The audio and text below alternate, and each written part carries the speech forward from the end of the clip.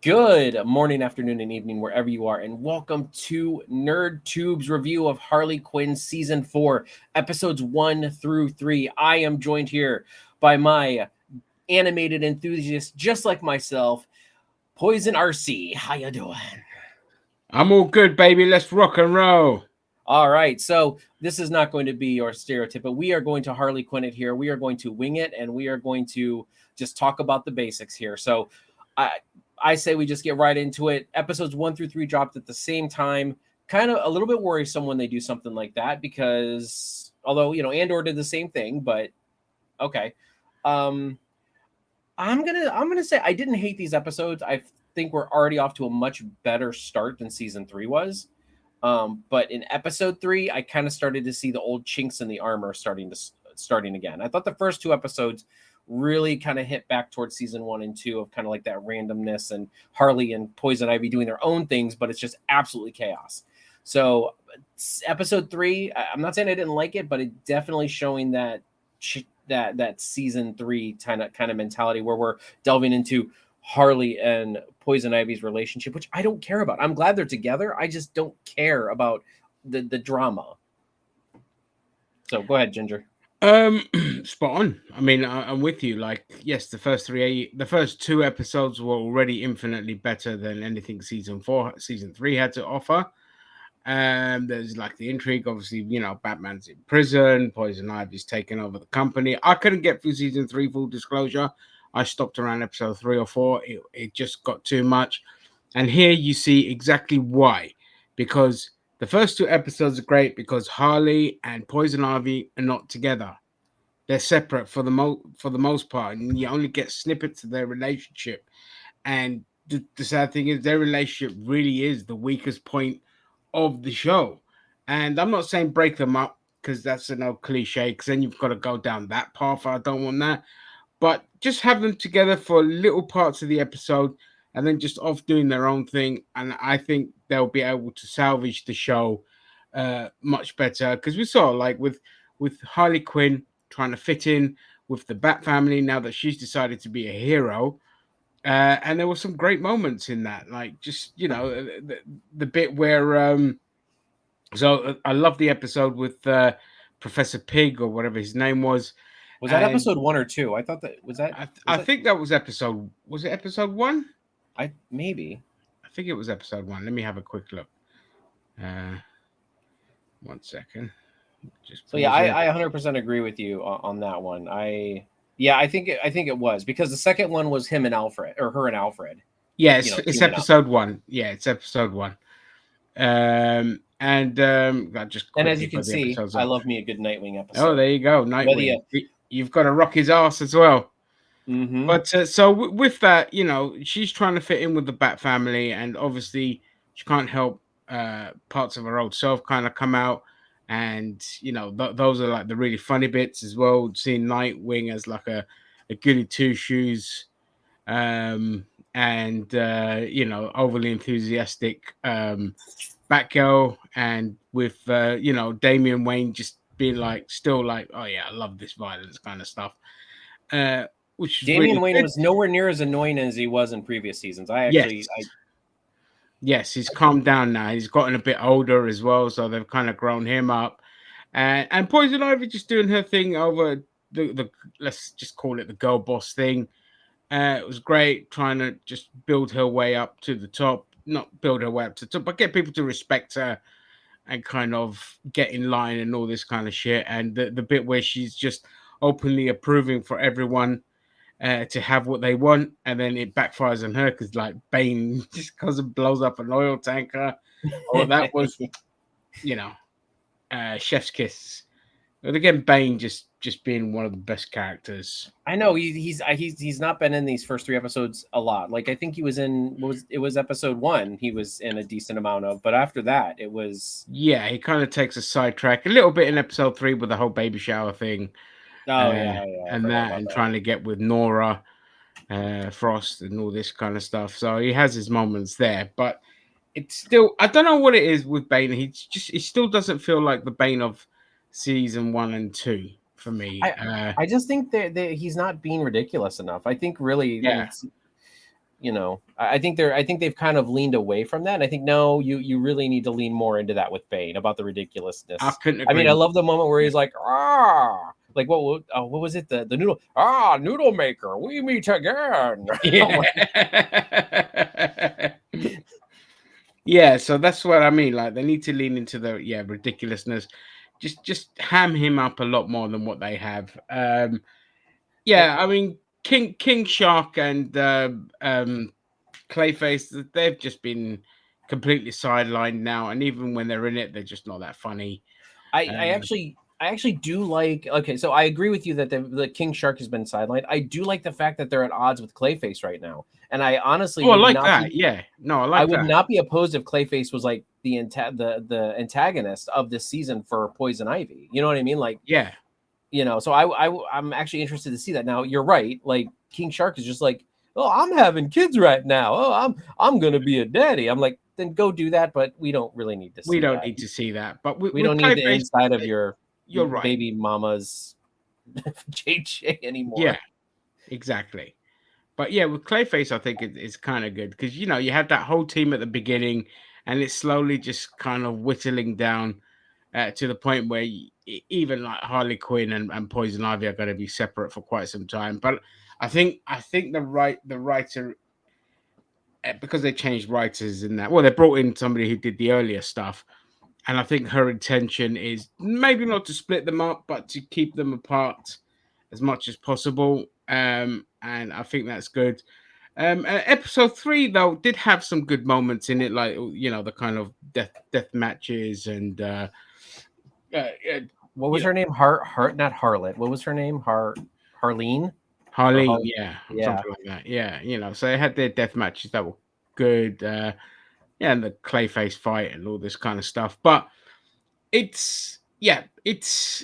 feels very stripped back. I think a lot of the kind of all the great characters that we had in the first 2 seasons, they're kind of gone. And to be fair, it's at the sacrifice of story progression. So it's not like they've just disappeared. Something's happened to them in that regard. Obviously, Batman's in jail. Um, I'm glad they focused way too much on yeah, Bruce Wayne yeah. last season. I don't give a shit about Batman. They did all that Batman and Catwoman stuff, which was absolutely stupid. Yeah. Oh God, no. So he's gone. We haven't seen Catwoman, so that's good. I don't know if anything happened to her in the previous one. I don't Uh, think so. I think she just left when Bruce went to jail. Like that's good. Yeah, keep her away. She was shit anyway. Um, so it's a lot of the villains have kind of died as well. I think losing Brainiac or whatever his name was, yeah, it reminds me of that. And I think losing him was quite a big blow to the show because he was one of the funniest parts. he was definitely that one that was like you love to hate him. You know Yeah, what I mean? Like yeah, like he yeah. was the chauvinistic like He was the just George Costanza of the group, which is oh ironic yeah. because Jason Alexander also he voiced the old man in the wheelchair character early on. But yeah, I think losing like parts they need to kind of you know bring in Bane, bring in like I know Kite Man's got his own spin-off show that's coming out as well, so that's going to be good. Um, so yeah, I mean, there's not much else to say. Like in terms of what happens in these episodes, doesn't really matter. Alfred's kind of story takes a fun little twist where he robs a bank, thinking he's going to go into the Blackwater or wherever it was called, Blackgate prison, and he wakens up at Arkham Blackgate Asylum. prison. Yeah, he ends up at Arkham I Asylum. just hope we don't follow him like through the sea. Like, you know what I mean? Like, I don't mind the one episode with him and Harley and all that was kind of fun with the shenanigans, but it's like once Alfred leaves Harley, I don't want like it's a 30-minute show. So like Yeah, unless you're like like I don't mind checking in on him every now and then, but I don't want every episode to have like a Alfred moment, which I don't think episode 3 did. So I think we're good. yeah. I But think we're okay. We're okay with that. Yeah, I hope so too. Like, just give us like a couple of little snippets of what's going on with him. We don't need any more Batman and all this kind of shit. no, Just God, I'm just so keep done with keep Batman. yeah, just keep the focus on like all the villains and all What that kind of stuff. What did you think about Talia coming in? I think it was what episode 1 and 2 or episode 2. Yeah, I mean, she really brought nothing in there. But I found it funny that she's completely clueless about the age of her son or what to do with the son. Like she's saying, "What's the right Wow, you're out of pacifier for a diapers. 12-year-old?" and all this kind of stuff. Yeah, she's like, "You're already out of diapers. Time flies." All this kind of stuff. So if they lean more into the mother son stuff, I think that would be quite funny. Like, just make her out to be like, she's like a ruthless assassin and a fantastically ruthless CEO. But when it comes to a mother and thing, just completely clueless. Yeah, And right. I want it. I want I her to be want it. so clueless. I want it. We got two snippets of it, and I thought that was absolutely brilliant. So giving her that, I think is the right direction to go in. And like I said, like I don't want to stop watching. I'm there to carry on seeing what's doing, and one of those is because I do want to see what happens with Alfred, but I don't need to see it, in every episode. Just a couple of snippets, and I want to see what happens with Clayface and that rivalry now, and all this kind of stuff. So there's enough intrigue there. Where season 3 had knackered me out by episode 3, I'd had enough. Um, so yeah, overall a much better start for me. I think it's almost a return to form. Let's see where they go with it, but they need to build up a lot on the new roster of villains um, to make the show interesting, because that's where the money was. The money was into looking into the Legion of Doom and all the different villains, and kind of Harley just being batshit crazy and all this kind of stuff. Yeah. No, Yeah, I really thought that the Harley joining the Bat Family was going to be like worse than it was, but it is very comical, and I feel like they know that it's not going to last. Like it's not going to yeah, work out. Like in the long run, like yeah, she's trying right now, but it's like we by the end of the season, it's not going to work out, and they're making that apparent, and that's what I appreciate. Like they're not yeah. trying to reform her into a hero. They're like, we're going to show what would happen if she tried, but I don't think it's going to happen.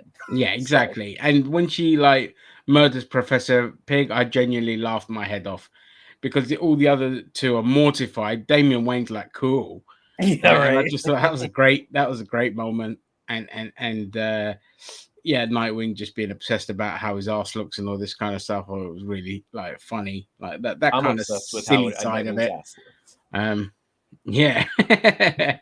So yeah, that's everything I have to say. To be honest, I echo a lot of what you said, and I mean, yeah, I mean, I think it is a step back and a return to form, and I agree with you. I think that this is a step in the right direction. Will this, I think they got a little bit of triaging that they have to do with season 3 as well. yes, But as long as they don't, as I said, I think episode 4 and is going to I think episode 4 is going to tell a lot, because yes, like the first 2 episodes I thought were great. Episode 3 I felt like was a step back, yeah, in my opinion. But like with the whole Harley and relationship. But if episode 4 kind of goes back to like that episode 1 and 2 format, like like in season 1 and 2 format, like then it's just episode 3 is just not that great of an episode. I can live with that, like, exactly. but You can take your bad with the good and all this kind of stuff. yeah, Episode 4 should be her moving into that house and then like kind of being separated, but don't do the whole couples arguing thing, because we don't want to yeah, see any of that, and just kind of crack on and just let them have their separate lives. And when they need to come together, I'm hoping they just a lot of it's like fucking off screen, because it's I don't need to see all that, which yeah. is So this a weird thing to episode 3 was say. kind of like their typical Harley Poison Ivy relationship episode, and hopefully now we, as I said, as you said, we kind of move on from that. Next episode they're separated again, like in episode 1 and 2, and they're kind of doing their own things, Yeah, with snippets here and there of them getting together. yeah, that's it. But yeah, That's I it. agree with you 120,000%. um Lovely. let's not do rankings. I don't think, I mean, pretty No, good. it's too early. We'll do a whole series ranking. There's no point ranking each episode. Yep. Don't know if we're gonna actually review this on a weekly, but I mean, I definitely, me and Ginger at the end will probably come back if we actually make it through the whole season, unless it gets really god awful. Yeah. And we'll probably recap the whole season. We'll see what happens. If me and Ginger get a bug crawled up our butt, you might see a review from us next week. Yeah. If there's Um, something to rant about, or if it just starts blowing us away, then we'll start. We'll jump in every weekly. Otherwise, there's no point. We'll just come back at the end of the season yeah. and carry on from there.